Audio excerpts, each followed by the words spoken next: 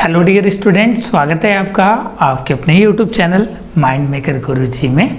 आज के इस वीडियो सेशन में हम बात करेंगे आपकी काउंसलिंग शेड्यूल की बात करेंगे।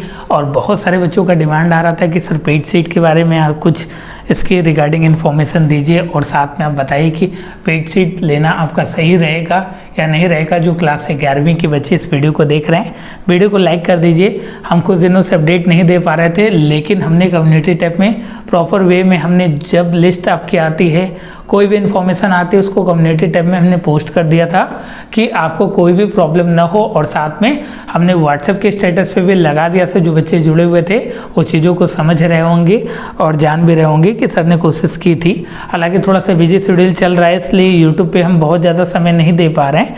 फिर भी आपका अक्टूबर से इसको कंटिन्यू फॉर्म में किया जाएगा। सबसे पहले स्टार्ट करते हैं आपका क्लास 6वीं की लिस्ट से।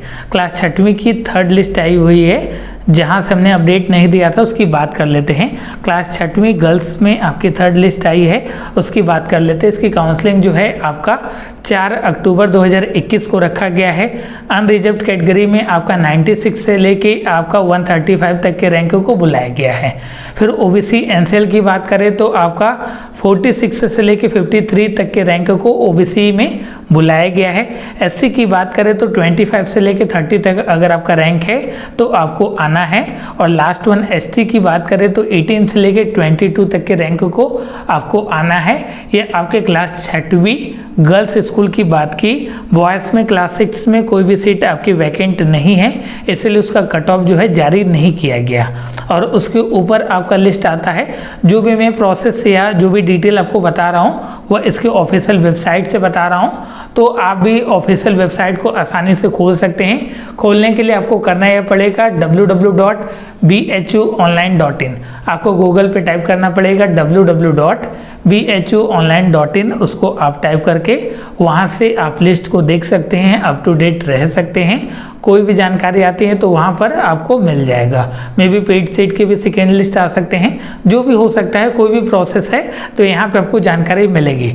उसके ऊपर लिखा हुआ कि no vacant seat for class 11th mathematics girls में कोई भी वैकेंट सीट आपकी नहीं बची थी मैथ के लिए। और फिर उसके ऊपर लिखा हुआ था कि आपका बायोलॉजी के लिए भी गर्ल्स में कोई भी वैकेंट सीट नहीं बची है। और उसके बाद आपका जो है आर्ट्स एंड कॉमर्स ग्रुप का आपका मे बी आपका 3rd लिस्ट आया हुआ था, क्लास आपके 11th में आया हुआ है, उसको भी हम लोग देख लेते हैं। सबसे उसके बाद हम जो है क्लास 9th की बात कर लेते हैं। क्लास 9th में भी आपकी 3rd लिस्ट आई हुई है, जिसमें आपकी एससी कैटेगरी, अगर आपकी कैटेगरी जो है एससी कैटेगरी है, शेड्यूल आप कास्ट से बिलोंग करते हैं, तो आपके रैंक 51 से 80 के बीच में, ध्यान से सुनिएगा सभी अपडेट, नहीं तो आपका एडमिशन छूट जाएगा। एससी कैटेगरी से क्लास 9th वाले बच्चों के लिए सेंट्रल हिंदू बॉयज स्कूल में आपकी सीट बची हुई है। 51 से लेके 80 तक के रैंक को आपको आना है क्लास 9th में। No seat in vacant for central Hindu girls school arts के लिए कोई भी सीट आपकी खाली नहीं है सेंट्रल हिंदू गर्ल्स स्कूल में, इसको ध्यान में रखिएगा। और साथ में यहाँ पे कुछ कंबाइंड आपकी 3rd लिस्ट भी आई है, उसको भी हम लोग देख लेते हैं कि क्या आपकी कंबाइंड जो है 3rd लिस्ट आई हुई है। तो आपकी कॉमर्स के लिए जो आपकी 3rd लिस्ट आई है उसकी काउंसलिंग आपकी 30 आपके सितंबर 2021 को रखा गया है। अगर आप जनरल कैटेगरी से बिलोंग करती हैं तो आपका जो कट ऑफ होना चाहिए वो आपका 89.6 से लेके आपका 91.2 के बीच में है, तो आपको काउंसलिंग के लिए आना है। कुछ सीटें आपके वैकेंट हैं, मे बी आपके 1 से 2 सीटें आपके वैकेंट हैं। अगर आपका जो रैंक है, रैंक का मतलब हो गया कि जो आपकी कट ऑफ है वो आपका 89.6 से लेके 91.2 तक है, उन बच्चियों को आपको काउंसलिंग में आना है। या आपको आर्ट्स एंड कॉमर्स ग्रुप में जो आपका कॉमर्स से है, जो बच्चियाँ कॉमर्स से, उनकी केवल सीट बची है। आर्ट्स में कोई भी सीट आपकी अवेलेबल नहीं है।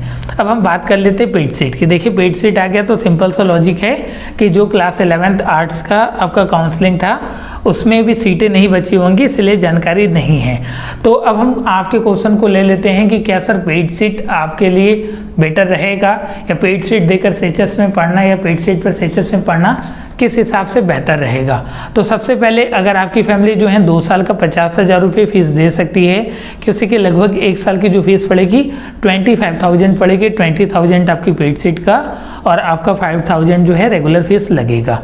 तो अगर आपकी जो फैमिली अफोर्ड कर सकती है, आप एक अच्छे फैमिली से बिलोंग करते हैं, तो बिल्कुल आप पेड सीट पर आ सकते हैं। अगर आप एक मध्यम वर्ग या गरीब वर्ग के छात्र हैं, जैसे कि यहाँ पे रहना भी, हॉस्टल का भी खर्च और रहकर भी पढ़ाई करना, उसका भी पैसे लगेंगे, तो ऑब्वियस सी बात है कि अगर बहुत ज़्यादा आपको फीस वहन करना पड़ रहा है, अगर आप उसको अफोर्ड नहीं कर पा रहे हैं, तो ऐसा नहीं है कि आपको सेचेस को प्रायोरिटी देनी चाहिए।